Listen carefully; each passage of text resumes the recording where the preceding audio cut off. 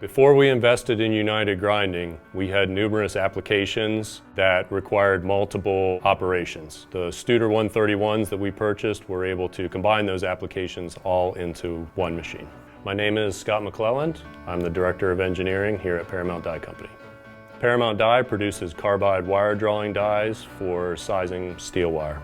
Our customers use our carbide wire drawing dies to produce coat hangers, tire cord, fencing, and other applications. We made significant investments in capital equipment to grow our core business as well as trying to get into new applications. We did our due diligence, we talked to multiple vendors, and we finally took the leap and went with United Grinding and Studer because of the quality, support, and their domestic location. So during the procurement process, our project engineer was running an application with the application engineers at United Grinding. During that, he gave feedback that he was able to, within about a day, day and a half, make some parts, do some applications that we were struggling with here for months. My name's Keith Nye. I'm an engineer here at Paramount, and I've been here for 24 years. The benefits of the Studers is it's very easy to use from an operator standpoint. You just import a DXF and you can choose on that DXF what you want to grind. It makes life easy.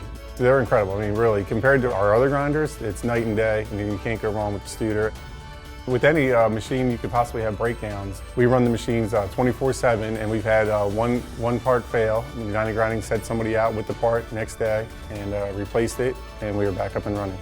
So staffing has been a difficult problem for lots of manufacturers. The advantage with the Studer is it's easy to program, and therefore the learning curve for new employees is greatly decreased.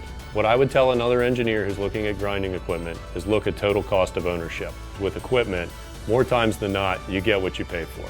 The Studer is not the cheapest piece of equipment on the market, but it was certainly the best. We're very happy with our investment, we're happy with our two machines, and we're excited to continue working with United Grinding to see what other applications and problems we can solve.